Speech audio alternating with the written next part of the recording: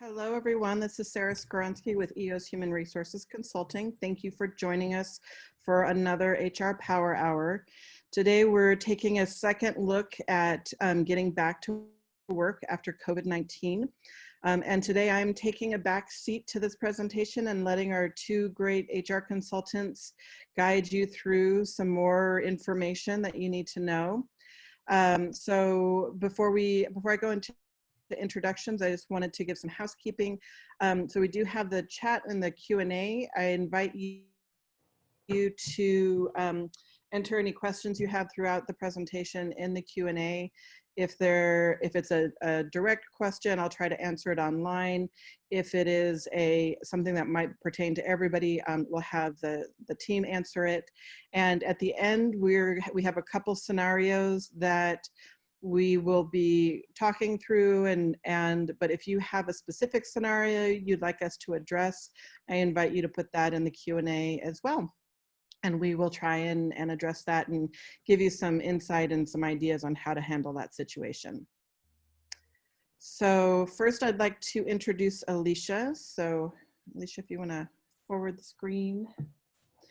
Alicia has been with EOS for about a year, but she has over 15 years of experience in HR. She's worked in the Coast Guard, is a veteran of the Coast Guard, and has also worked in several industries, including some nonprofits and some other industries. She has been a great asset to our team and has a lot of knowledge in training and development, and she has her master's certificate in HR management, and we're really excited that she's a part of our team. And then our other presenter today is Suzanne Crest. Suzanne is the newest member to EOS HR, although she and I actually started in HR together way back when. Suzanne left California and went to Denver, where she has had a variety of HR experience, including nonprofits and solo HR departments of one. So she has been a great asset to our team as she's getting up and running. And so we're excited to have her as well. And today, specifically, we're going to be talking about preparing to have employees come back to work and deciding which employees are coming back to work, what you need to do, and if you need to do employee health assessments, what requirements are around keeping the office clean, what are some legal issues and legal requirements that are resulting from the COVID-19 pandemic. And then, as I said, we'll have some scenarios at the end. So if you have any specifics for that, please enter those in the Q&A. But we have a couple that we already have prepared for you as well. So with that, I'll turn it over to our presenters, and thank you. Great, thank you, Sarah. I appreciate it.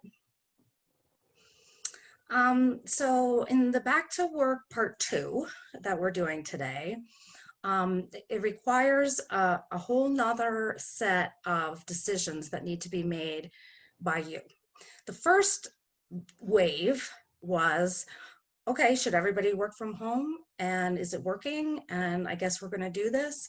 So now that we have the opportunity to bring people back to work, and please know that it does depend on your local jurisdiction and what they've put out there, but are you going to bring everyone back to work? Are you going to ask everyone to return to the office? If you're not going to do that, what criteria are you going to use to select who will and won't be coming back to work? Again, they may already be working. To me, this is talking about bringing them into the office, and we'll talk a little bit more about that. And thinking about after these past 2 months, where you're at financially, and thinking through, can the full-time employees remain full-time? Is everyone going to make the same pay as they were before? And reevaluating your staff and asking if you need to hire more staff members. Since unemployment is now at 13.3% in the United States, it's actually a good time to hire new people. Next slide. So one of the things I think that's hard to think through is, will you allow your employees to continue to work remotely? I am sure you have a mix of folks who are dying to get back to the office and folks who have just fallen in love with working from home every day. Are you willing to maybe create a hybrid situation in which the employee comes to the office some of the time and works from home at other times? And perhaps it kind of leads into the next one, which is maybe you can stagger shifts to limit the number of people in the office. So if Joe comes in Monday, Wednesday, Friday, and Bill comes in Tuesday, Thursday, then they are ships passing in the night. They are not working together. And one thing I need you to ask yourself is, if you don't want to do those things, then why does everyone need to be at the office in person 5 days a week? Some of the businesses that we serve, obviously they're performing a service or they're doing landscaping, interior design. There's no office to go to. They're out and about. They can't work from home. That's different. But I'm talking about if you truly have an office environment, it might be time to think outside the box and kind of think through these old notions that we had about what working from home meant, and that maybe our productivity would be down.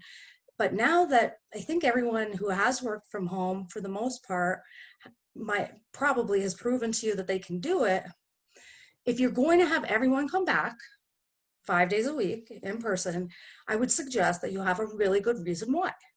And you have every right to ask them to do that, absolutely.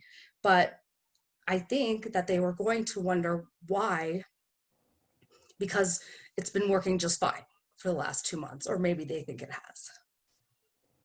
Also, think about holding more Zoom meetings. It's funny, I think before the pandemic, we totally missed out on this chance to use this technology that was out there to Zoom with each other, Zoom with our families, have birthday parties on Zoom. And, think about how meetings used to be, where you'd have 5 people in one room in the office, and then maybe someone was on a conference call line on a pod in the middle of the conference table. And maybe you had someone on Zoom, but when everyone's on Zoom in a meeting, it levels the playing field. It's very interesting because there's that power struggle of, oh, well, I can't hear them talk, or I don't think they know I'm here still. That goes away. It doesn't mean you have to continuously hold Zoom meetings all the time, but Zoom meetings have actually been very helpful during this time to bring everybody together in a time that they really need to cope together. And so they've been able to continue to collaborate and work together.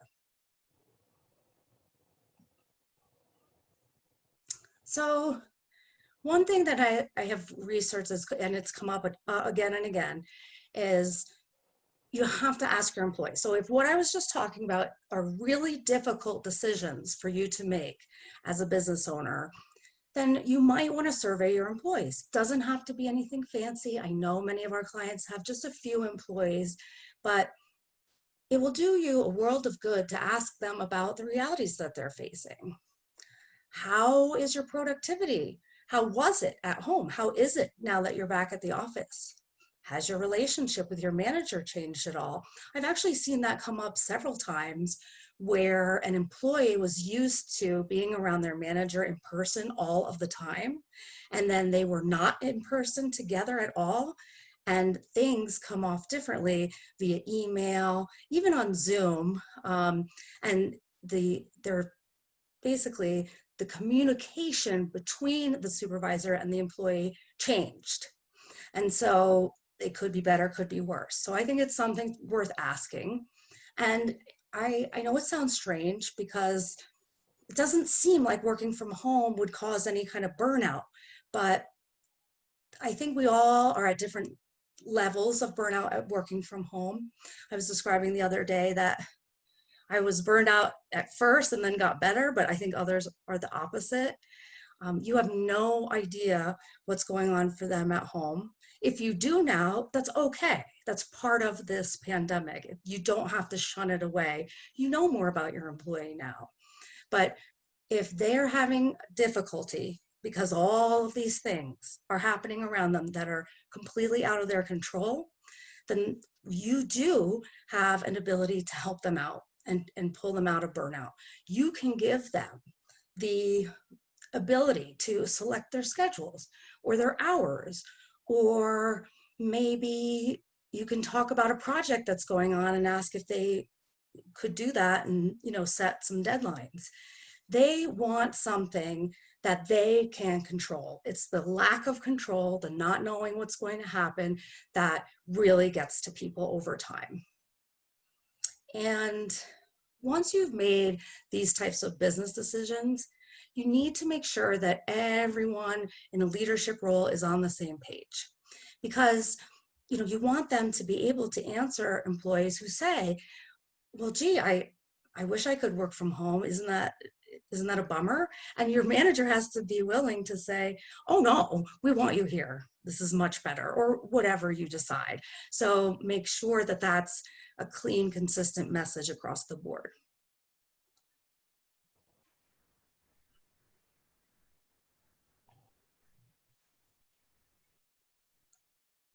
I'm going to turn it over to Alicia now to talk to you a little bit more about health assessments. Thank you, Suzanne.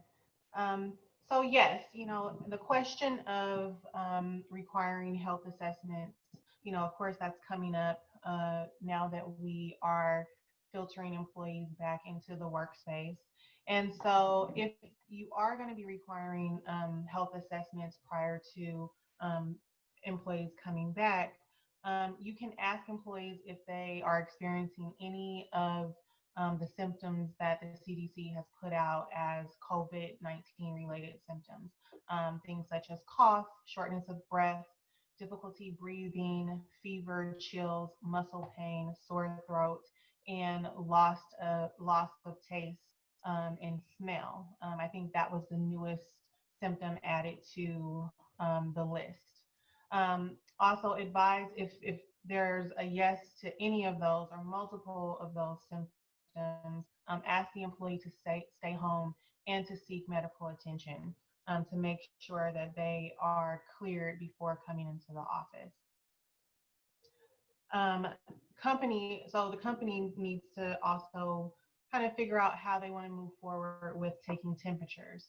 We now know that in San Diego, it is going to be required for employers to take temperatures.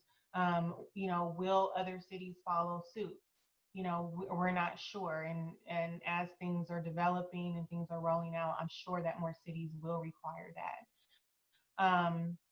But, you know, if you're going to be taking temperatures or you're required to do so, make sure that the person who is taking the temperatures has the correct PPE.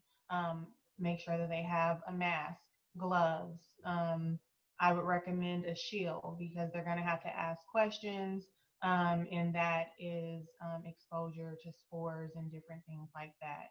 And how will you keep the information confidential?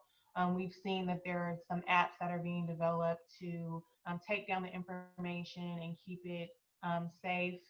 If the employee is taking down notes of each of the employees that are coming in with the temperature, make sure that all of that information is kept confidential at all times, where no one else can view the information.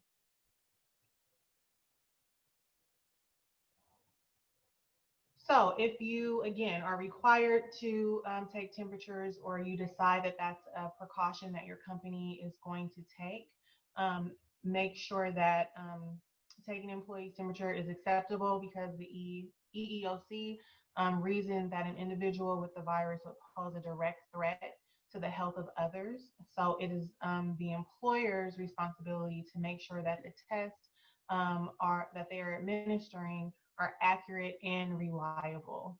So making sure that, you know, the equipment that you're getting is accurate, make sure that the batteries are, where they need to be, and maybe do a couple of tests to also make sure that everything is reliable. They have the thermometers now where you don't even have to touch the employee. So there's no like requirement to wash off or, wipe down the equipment after. You really just wave it in front of their face and the temperature pops up. So that I think is a great option if you're going this route. And like we said before, maintain records and keep information confidential. And when we say maintain the records, make sure that you are that the information is being kept where you can go back and show in case something comes up that you were checking the temperatures of all employees. It was administered the same way across the board for every employee, and that you have a record that can go back and show that information. So, what happens if an employee is diagnosed with COVID-19? The company is required to notify other employees of potential exposure. In doing so, you do not divulge any of the identity information of the person who has been diagnosed. That information is private. Follow CDC or local health guidelines with respect to cleaning and quarantining of the workspace and quarantining of other employees that may have been in contact. If other employees have been exposed to someone diagnosed with COVID-19, make sure that they also are quarantined for, I believe, the required 14 days to see if any symptoms come up during that time. Alicia, we have a question from Alana asking if the employee has been previously tested and found to be negative, can they bring a copy of the test results? Can you respond to that? Can they bring a copy of the test results? I just want to make sure. Yes, that's what the question reads. Yes. If an employee previously tested positive and now is testing negative, then yes, a copy of the negative result should be required before their return to work. Sarah, did we have any other questions? Not at this time. Okay, thank you.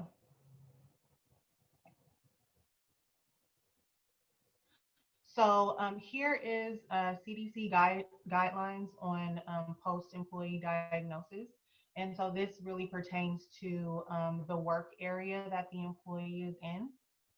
So you're going to close off the area or areas used by the person who is sick, open outside doors to create that ventilation and circulation of air. Wait 24 hours before you clean or disinfect. If 24 hours is not feasible, wait as long as possible. So that is that helps kill off some of the virus so that the people who are actually cleaning the space are not exposed as well. Clean and disinfect all areas and items used by the person who is sick. That includes workspace, telephones, doorknobs, door handles. I feel like the best thing to do is clean everything, clean every space. I think that's the best practice. If you need to vacuum, CDC does have certain guidelines for what you need to do when vacuuming an area, and you can go to the website to view that information.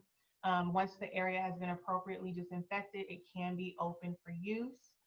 Workers without close contact with the person who is sick can return to work immediately after disinfection. But remember, if there are other employees that were exposed to the employee who has been diagnosed, then they will have to go through the quarantine process.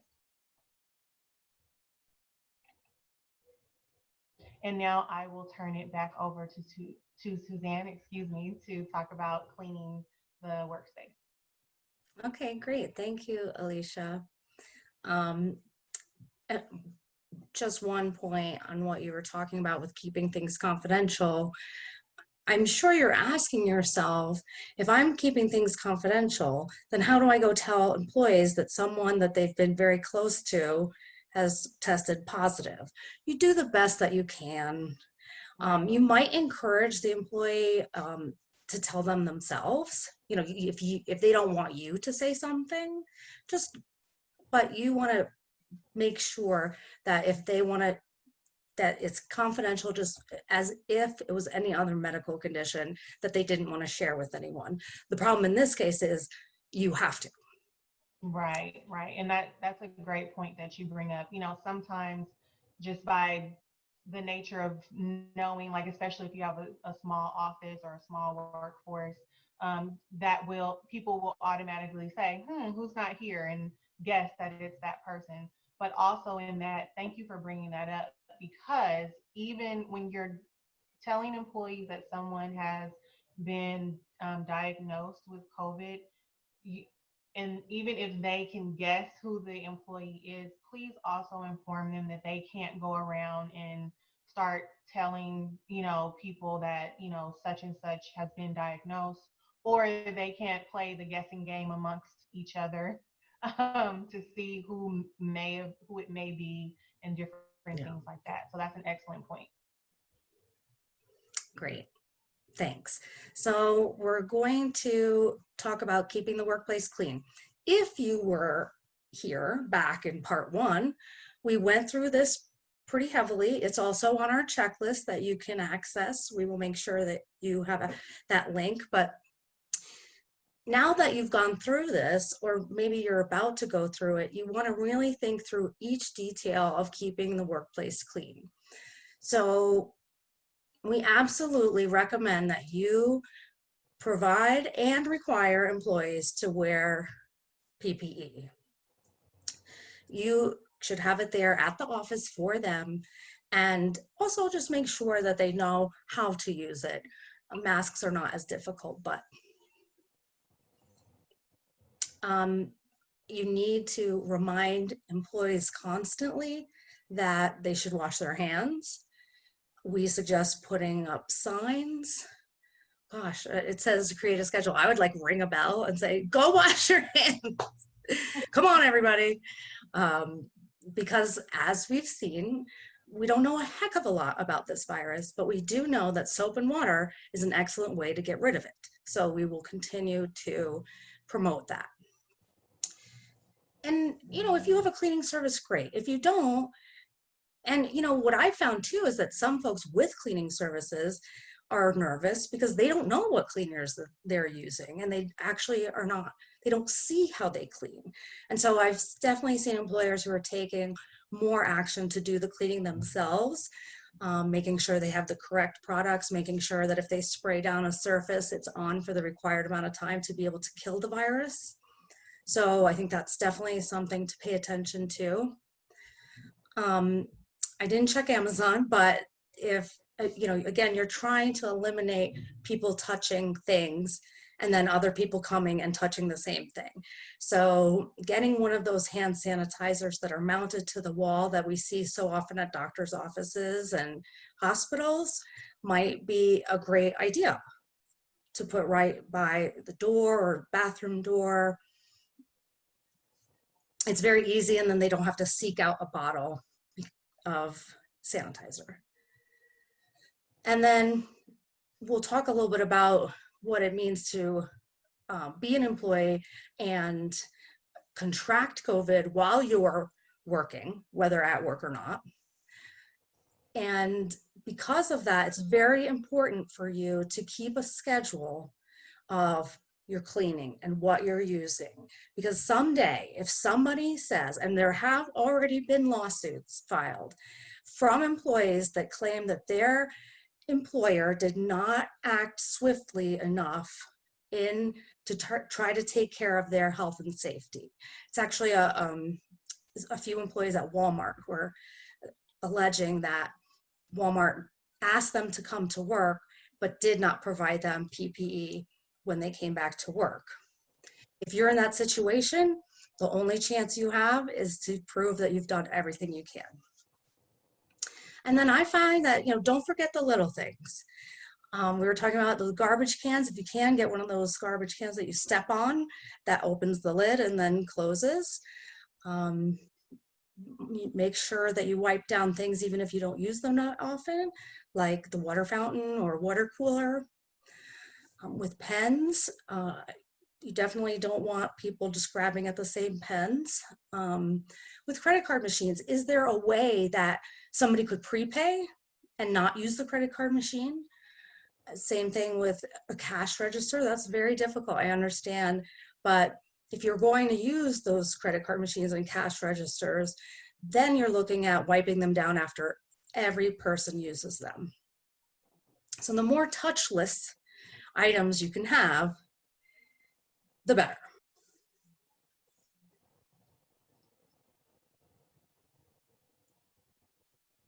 So some of the legal issues resulting from the pandemic, this came out just before we did our part 1, but in the state of California, if your employee gets COVID while they are at work, even if they're not at work, but they're back to work and they get COVID, it is presumed that it is a work injury, well, illness.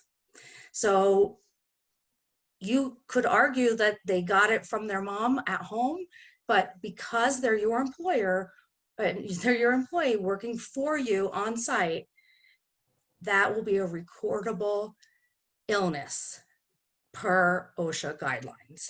Oh, that's the next point. So you're talking about the state of California rule plus the federal OSHA rule. Make sure that it's, again, going back to that, what we like to call PHI, personal health information. You don't want to get into any kind of issues or legalities behind sharing what someone has or has not contracted, what symptoms they have. Just something to be very careful about. Also with the Americans with Disabilities Act, is it okay for someone to say that they don't want to come back to work because it would be too difficult for them based on what they're experiencing? I mean, if I have such a horrible fear of going back to work, which I've definitely heard some employees have had, they may be able to make a claim that going back to work would be not a good idea, and that a reasonable accommodation to ask you is for them to be able to work from home. We're going to talk about furlough in just a couple minutes, and also paying out what's owed to those employees.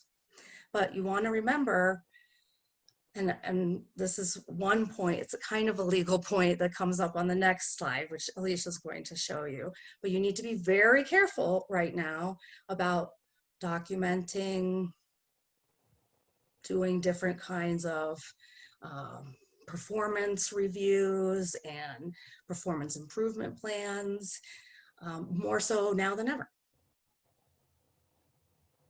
Absolutely.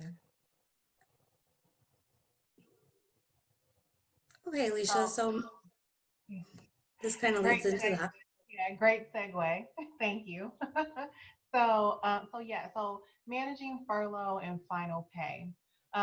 So we do know a lot of companies right now have had to furlough employees, reduce pay, and the reality is that some companies are going to have to go ahead and lay off employees, and some might have to shut down, unfortunately.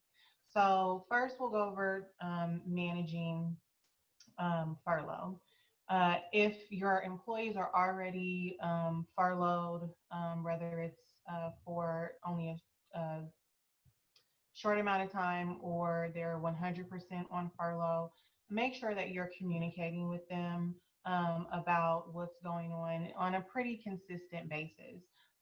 My recommendation to our clients is that at least on a monthly basis, prior to any dates that you set as an estimated date to come back to work, that you're communicating with the employees and letting them know, you know, we said that, you know, June 1st, we were probably going to bring everyone back, but unfortunately, we're going to have to extend it, and just make sure you're giving estimates. You know, we don't know for sure kind of how everything is going to continue to play out.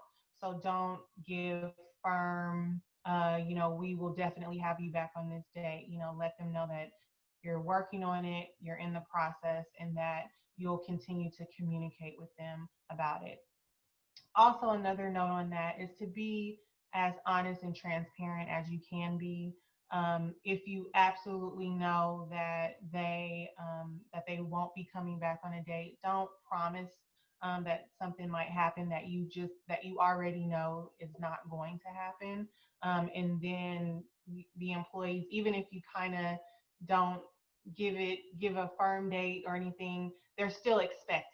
You know, they're still are holding out that hope that they'll be returning in, you know, 10 days, 15 days, a month, or something like that. So just be as transparent and as honest as you can be with the information that you have currently. Managing for final pay. You want to make sure that final pay calculations are calculated correctly. So even if employees have not been working, they may still have vacation time. If you do floating holidays, things like that, all of those things need to be calculated correctly. Make sure that the employee gets a copy of the calculation sheet that you do when you hand them the final paycheck. One of the biggest things I've been telling my clients is really, if you think, even if you're not 100% sure, that you might have to lay off a portion of your workforce, go in and calculate out, you know, how much vacation time and things like that they have on the books currently. So at least you know the budget for having to pay that out. It is the law. So if you're going to lay an employee off, or even when you're, you know, if you need to close your business, unfortunately, you have to pay them that final paycheck. So make sure that those calculations are being done correctly. Also, be careful, especially, you know, that Suzanne touched on that in the prior slide during the pandemic with terminating employees. It's just a risk. You know, that's the bottom line. Um, Make sure that you are doing the documentation of, you know, different incidents that may be occurring, and that you have tried to go through the disciplinary steps to terminate an employee, or just maybe hold off. I would say still counsel the employee, set expectations, but just, you know, proceed with caution.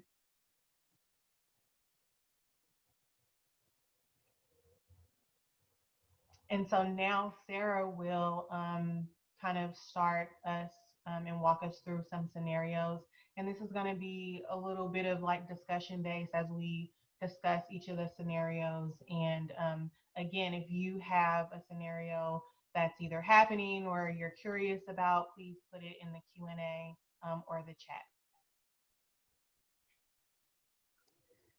All right, Alicia. So we actually have a question from Tracy, and that I think can kind of lead into a scenario. So she's asking, if someone does test positive and staff may change shifts daily, should we look back at the schedule a certain number of days to say you need to quarantine because you may have worked with an infected person?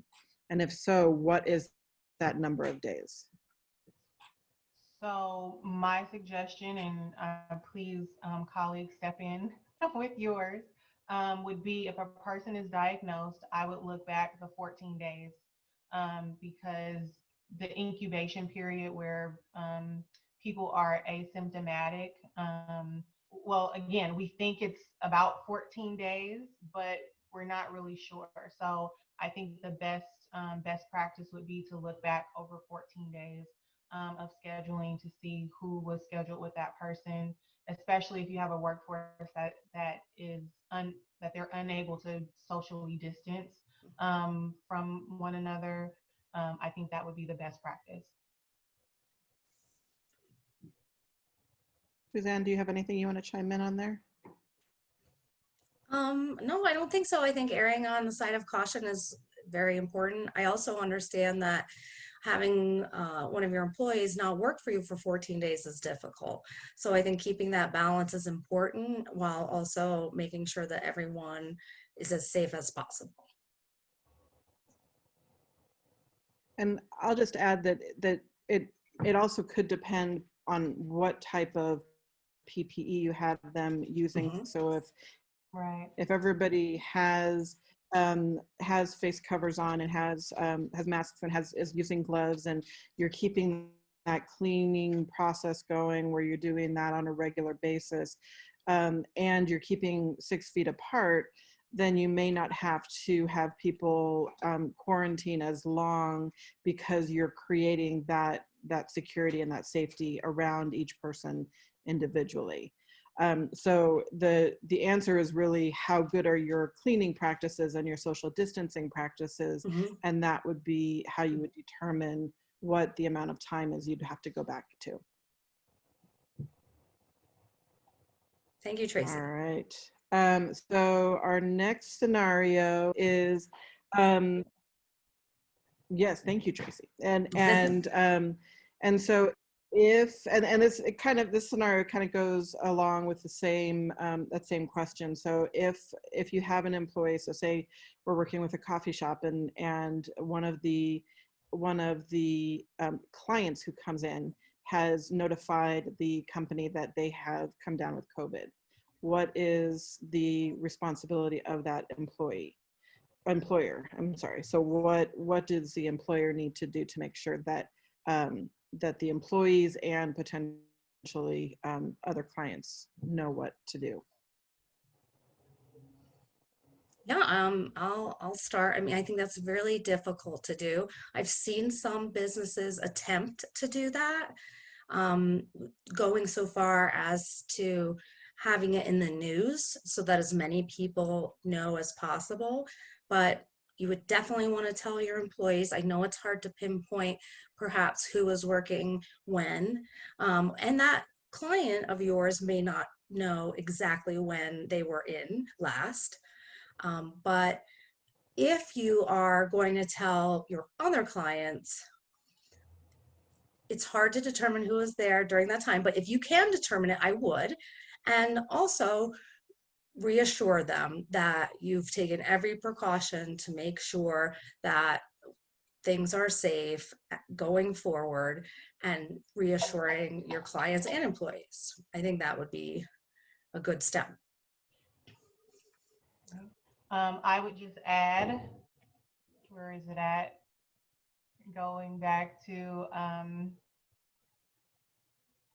going back here, definitely try and take all of these precautions that we've kind of outlined, and the CDC guidelines on that, as far as cleaning the space, who you may have to notify, different things like that. So.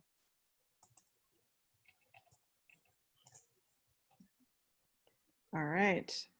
So our next scenario is more on just the employment side. So my employee wants to stay on unemployment. And so what should I do if my employee wants to stay on unemployment? So there's a couple of different things with this. So the guidance has been, if you are offering your employee to come back to work because you need them back, and they decide to not accept that because they want to stay on employment, it's the employer's job to document that you offered them their job back, document that they declined, and you can give the reason, and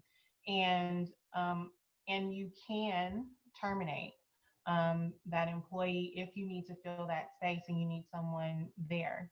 And you can also decide as the employer to, keep that employee on furlough until, they're ready to come back.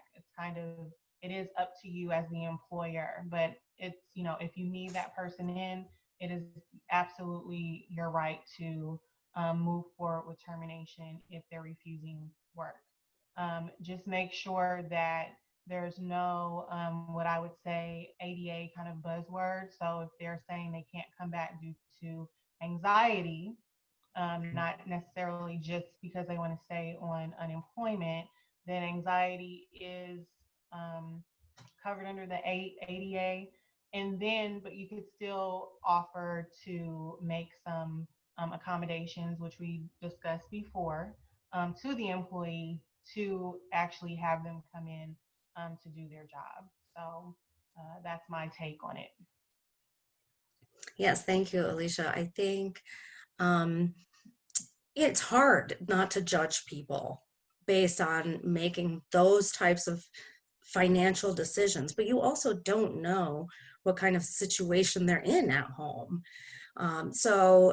Try not to judge, but at the same time, what I think of is they have that extra $600 per check right now. That's going away from all the things that I read.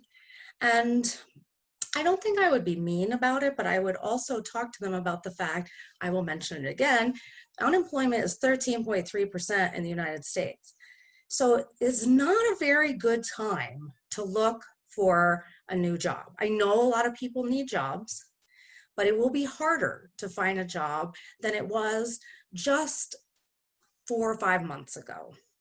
And that may help encourage them to stay with you and be loyal to your company. All right, great. And I will just add to that from the financial side, if a company has received a PPP loan, and you do decide not to allow the employee not to come back, and it's by their choice, you actually have the ability to reduce your head count. So I know that because there's a lot of requirements in terms of having the PPP forgiven, but if an employee chooses not to return to work, you don't have to replace that head count. So that's another important note to make. All right, thank you. And so our last option, last scenario, and Alicia touched on this a little bit, is about an employee who's currently working from home and doesn't want to return to work in the office. And the difference between it being an issue of an anxiety about coming back to the office versus somebody who just likes working from home. And how do you handle those two scenarios? I mean, I think that is tricky. One employer I spoke to who had this issue, who felt that the employee did not want to go back to the office due to childcare reasons, not as part of the FFCRA. They would absolutely honor the paid sick leave. But in other words, she didn't have to worry any longer about her mom picking him up and then going to get him from dad's, and then the grandma comes over. It's been pretty chill. And so one of the things that the client decided to do was to make it a positive thing and say, you've been doing a great job from home, but we need you in the office. Your presence there makes a big difference. Other people want to see you, our clients want to see you, as long as it's safe, of course, and make sure that you're trying to look at it with an open mind. Yes, I definitely agree with that. And again, there's so many, it's kind of up to the employer what you can do as far as financially, or if you absolutely need them in the office. If, it may be just a discussion where you negotiate, well, can you come in, this amount of time each week, or, these amount of days each week. versus, not coming in at all. But if your employee is not wanting to come back to work due to anything regarding anxiety, depression, anything regarding health wise, then you have to handle that a different way, which is walking through and going through the accommodations process. So, what can you reasonably do to ensure that they will be, what can you reasonably do to ensure that they can continue to do their job without aggravating any type of mental health or physical health issue that they might be experiencing. And if, I think Suzanne touched on this greatly, if it's been working out and they're doing a great job with working from home and they can continue to still do that, maybe as the employer assess whether you absolutely need them to come back into the Right. office. Maybe it's okay if they continue to work and produce and everything's going great. But if anything comes up in regards to health, then that has to be handled as far as accommodations go. Yeah, Alicia, and I would also remember that um, if someone has anxiety about coming back to work and asks for a reasonable accommodation, and they've been working from home for the last 2 months and they've been doing a good job, that to me sounds like a reasonable accommodation. So you'd be hard pressed to prove that that wasn't. And so you need to be prepared for that with a reason why, no, as a business, it would cause an undue hardship on us if that employee remained working from home. I think that's really important. And also, don't forget to offer your employees help. You do not have to be their therapist. Right. Even we are not therapists. But I can steer people in the direction of different resources that are out there for people who are struggling. And I think that's helpful when you hear that from someone and say, have you gone to the doctor? Perhaps not that way. Perhaps reminding them that they have health insurance, reminding them that you have an EAP for that plan for employees to go to see professionals. And I think the other piece of that is, I think you'll find right now that there's a different bond between some of your employees who have been on Zoom quite often. And I think talking it out with other people may help as well. Right.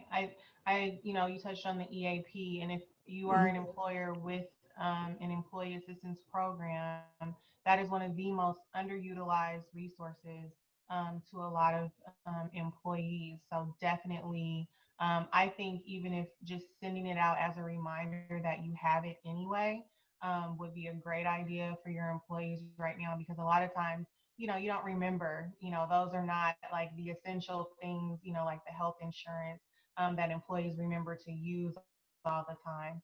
So, a lot of the EAPs offer up to, I think, 6 counseling sessions for employees to deal with stress, to deal with anxiety, to deal with all of those issues that impact even for families. So I think that's a great resource if you have it. And just to piggyback on that, the EAP is a lot of times, if people are not aware, because a lot of times people have an EAP and they don't even know that they have an EAP because it's built into one of their other ancillary benefit products. So something like if you have a life insurance product or a short-term or long-term disability product, then that might be an add-on to that. But if you have those and you don't have the EAP option, you can purchase a standalone product, and it's usually only maybe $5, maybe $10 per employee per month. So if you have a small population, it's a very inexpensive investment to help employees through difficult times, so that you don't have to be involved in that. Right. All right. right. So, so just to wrap up, Tracy followed up with a question that asking to confirm that we can require a doctor's note for somebody who is returning to work after COVID or COVID-like symptoms. Yes, that is the case. If they had COVID-like symptoms, definitely you want to have some type of doctor certification and make sure that they're healthy and able to come back to work. You also want to make sure that they're without symptoms for at least 72 hours as well. So make sure that you're keeping everybody safe. Yeah, Sarah, I think one of the tricky parts of that is they may not have received a test that shows that they're positive for COVID. So you can't ask them to go get tested and prove that they're negative. Right. You But can ask them to have their doctor evaluate them and figure out their fitness for duty. Right. Yes, exactly.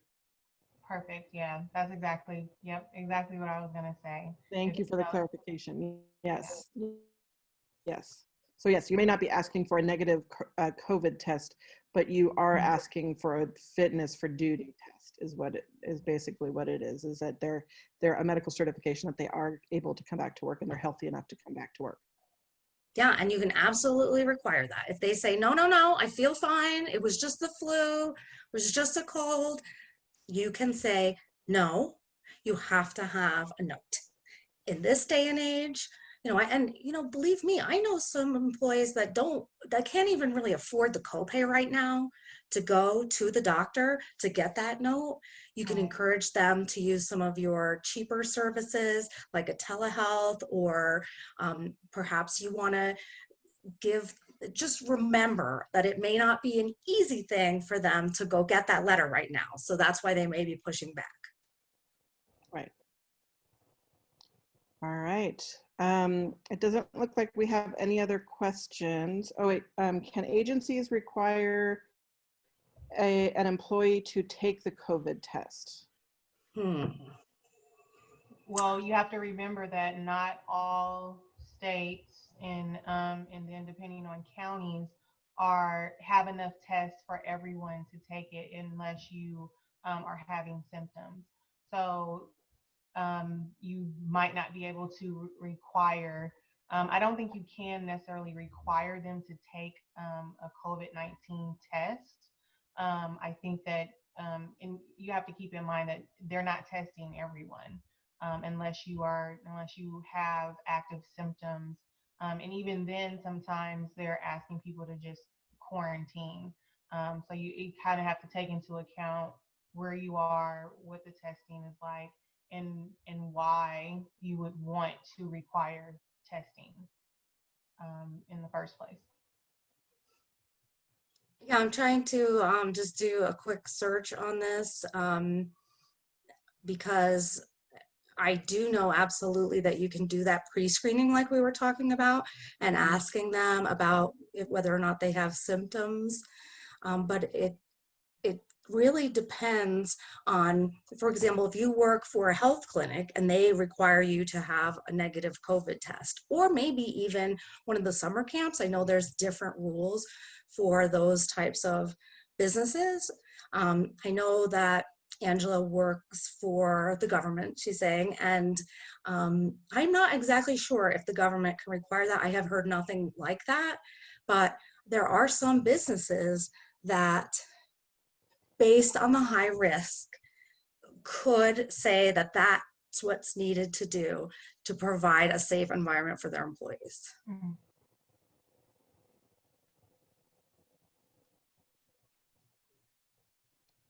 Okay, any other questions?